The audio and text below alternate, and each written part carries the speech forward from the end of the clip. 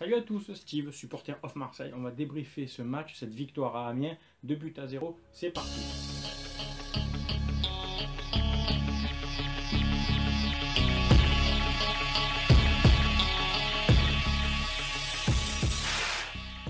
Bon, alors, tout d'abord, pour commencer avec moi comme d'habitude, on va parler de l'ambiance. Respect aux 600 ultras qui ont fait le déplacement à Amiens, qui ont ambiancé tout le stade, parcage plein, grosse ambiance, tifo, fumigène, des chants pendant 90 minutes. Mention spéciale à Kamelzar Lewai qui a fait le déplacement en vélo. On t'a tous suivi sur Facebook. Bravo pour ton initiative et pour la récolte. Donc vous pouvez voir, il fait une collecte sur le site Litchi. Il y a le lien sur sa page pour les enfants handicapés et malades.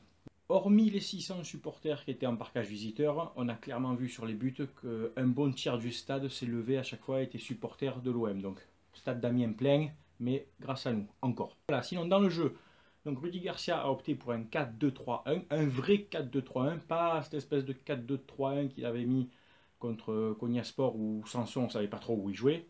Donc là, 4 derrière, donc Pelé dans les buts, encore une clean sheet, 2 d'affilée. Amavi à gauche, normal, Sakai. Rami, Rolando, c'était costaud. Je ne vais pas m'étaler sur la défense, ça a tenu, il n'y a pas eu de bobo, il y a eu une alerte qui a été bien sauvée par Pelé sur un corner. Rolando, Rami, costaud derrière, Amavi, Sakai qui ont bien apporté offensivement grâce à cette technique du 4-2-3-1 qui permet donc aux deux milieux défensifs qui étaient Gustavo et Anguissa d'appuyer, de soutenir les deux défenseurs centraux et donc de permettre aux latéraux de jouer plus haut. Pour les milieux défensifs, justement, Gustavo, Anguissa. Donc Anguissa qui a apporté de l'impact physique, un peu plus de punch par rapport à un Sanson ou un Lopez. Un peu maladroit quelquefois, bon, qui a joué son jeu, qui a joué sa carte. Un peu dans la perforation aussi, essaye de porter le danger. Gustavo, toujours un cran plus bas devant la défense. Pas un bon Gustavo, pas un top Gustavo. Dans ma séquence best et bid, je l'ai mis dans mes bids, Gustavo. On est tous d'accord, c'est un bon joueur, mais je pense qu'il était habitué à jouer en 4-3-3 et là se retrouver avec Anguissa, peut-être qu'à un moment il n'a pas su comment se positionner. Enfin, il faut vite que ça reprenne bien. Pour les 3 joueurs offensifs, donc Payet en 10, comme on le réclame depuis un moment et comme je le dis souvent dans mes vidéos. Donc encore une fois, c'est pas du grand Payet, mais c'est mieux que ce qu'on a vu depuis le début de l'année. En meneur de jeu, il peut distribuer à droite, gauche, devant, donc il a tout le champ devant lui, il n'est pas cantonné à son couloir et donc sa vision du jeu permet de créer des brèches. Thauvin à droite, pas un top Thauvin non plus, mais qui s'est créé quelques occasions, des bonnes frappes, une passe décisive sur le but d'Engie, on en reparle après. Un peu plus collectif que le match contre Konyaspor aussi, pas du grand Thauvin, mais correct. De l'envie, voilà. Percussion sur son côté droit avec Sakai, des dédoublements, c'était convenable, quoi. Contre Amiens, qui a joué surtout très physique, très dur. Une première mi-temps, on l'a vu, très hachée. Amiens qui jouait dur sur les joueurs. Ils ont joué leur jeu, c'était pas très beau. Nous, nos joueurs, peut-être qu'en première mi-temps, ils étaient un petit peu sur la réserve, surtout qu'ils ont joué jeudi, donc il y avait peut-être un peu d'appréhension. Le but, c'était surtout de ne pas perdre, donc la première mi-temps, c'était vraiment pour tenir le match. Ocampos à gauche, j'en parle pas. Et devant, donc Engie qui a fait son doublé, quoi. Donc première mi-temps discrète, deuxième mi-temps, centre de Sakai, ça arrive sur le ventre d'Engie, c'est sûr, c'est un but chanceux. En même temps, il faut être là, quoi. Il faut être là, il faut être bien placé, ça rebondit sur lui et il marque. Pour le deuxième but, donc j'en reviens, on en parle du deuxième but. Très belle construction, donc Payet en 10, cœur du jeu, qui lance Thauvin. Thauvin, Engie, course croisée, donc Thauvin en allant sur la gauche emmène 2 défenseurs. Engie, par son intelligence, prend l'espace, course croisée va vers la droite.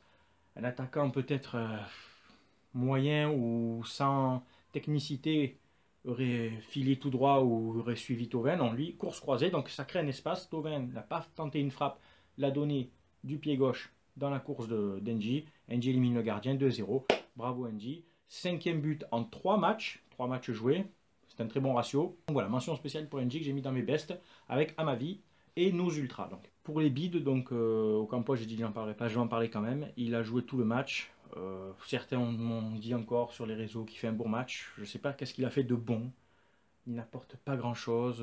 Toujours pareil, ouais, il court beaucoup. Mais bon, à la limite, tu mets Usain Bolt, c'est pareil, quoi. Enfin, il court, voilà, à la fin, il tente une frappe. Alors sûr, s'il marque, on dit, ouais, c'est un super but. Mais voilà, elle passe à 15 mètres des buts, sa frappe, quoi.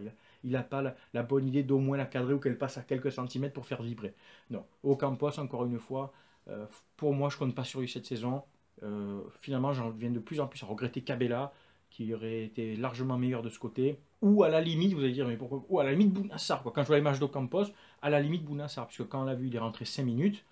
Lui, contrairement à Sanson Germain, je vais en parler après, Bounassar a mené un peu de percussion et de vitesse. Donc, pourquoi pas tester une fois ou deux Bounassar sur le flanc gauche, ailier gauche, avec toujours Paetandis et Thauvin. Il fera pas pire qu'Ocampos, les gars, moi je vous le dis. Pour les entrants, donc Bounassar, on en a parlé, correct. Sanson, Germain, donc Germain transparent. Mec, vous venez de rentrer, il reste 10 minutes, vous êtes frais, quoi. Vous pouvez que apporter. Sanson, une occasion de but, le ballon t'arrive devant les 18 mètres, tu mets une frappe qui part. On n'a toujours pas retrouvé le ballon, même Kamelzar sur le retour en vélo ne va pas retrouver le ballon, je te le dis d'avance. Donc Sanson, en fait, plus ça va et plus je me demande qu'est-ce qui t'arrive. L'année dernière, tu finis meilleur passeur, tu donnes des ballons de ouf, tu fais des courses croisées, enfin tu vas partout sur le terrain et là, en fait, il reste plus rien, quoi. C'est un leurre, quoi. C'est pas possible, c'est un fake. C'est pas le vrai Sanson, quoi. Il faut vite qu'il retrouve son niveau parce qu'il est en train de perdre sa place, quoi. Surtout si on continue à jouer en 4-2-3-1, est ce que j'espère. Sinon, donc voilà, rien à dire de plus sur ce match. Je pense qu'on a vite fait le tour. C'est une victoire qui fait du bien. C'est pas la plus belle victoire. Elle rapporte 3 points, un clean sheet. On marque plus 2 au goal-average, même si on est toujours à -1 malheureusement. Mais voilà, je pense qu'on a fait le tour. Donc voilà, mention spéciale à NJ, à ma vie, nos ultras. C'était tout pour ce débrief. Vous pouvez continuer à me suivre sur ma page Facebook, Steve, supporter of Marseille, Twitter, sup of Marseille. Voilà, on se dit à bientôt pour le prochain match. Merci à tous, bonne journée, ciao ciao.